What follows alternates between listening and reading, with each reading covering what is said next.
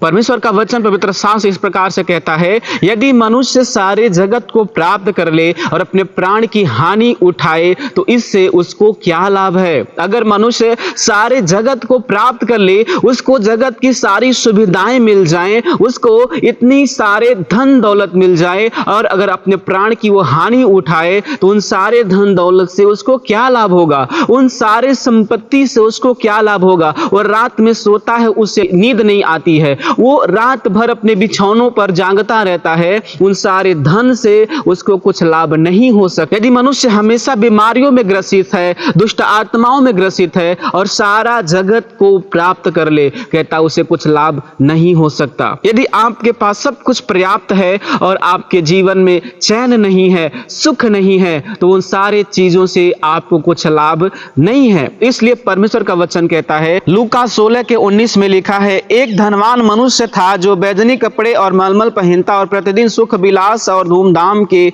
साथ रहता था। एक धनी मनुष्य था जो बैजनी कपड़े और मलमल पहनता था, बड़े धूमधाम से रहता था। उसने अपने जीवन में सारी चीजों को किया जो उसे पसंद आता था। उसके डेवड़ी पर एक लाजर नामक एक व्यक्ति को छोड़ दिया जाता था जो घावों से भरा हुआ था, जिसके घावों को कुत्ते चाट लेते थे। और लिखा है, एक टाइम आया कि वो लाजर मर गया। वो जो लाजर था, उस धनी व्यक्ति के जो मेजों से जो जूट कूट गिरता था, उसको वो लाजर खाया करता था। और एक टाइम आया कि वो लाजर मर गया। और एक टाइम आया, कुछ दिनों के बाद ये धनवान मनुष्य भी मर गया। जब ये लाजर मरा तो अब्राहम के गोद में जाकर बैठा, और ये जब धनी व्यक्ति मरा, ये अधलोक में जाकर पहुंचा। ये अधलोक में तड़प रहा था। पृथ्वी पर इसके पास सारी चीजें थी, सारी सुविधाएं थी, लेकिन मृत्यु के होने के बाद ये जाकर के अधलोक में फंस गया। और वहां से ये कराहता हुआ, चिल्लाता हुआ आकाश की ओर अपनी आंखों को उठाया,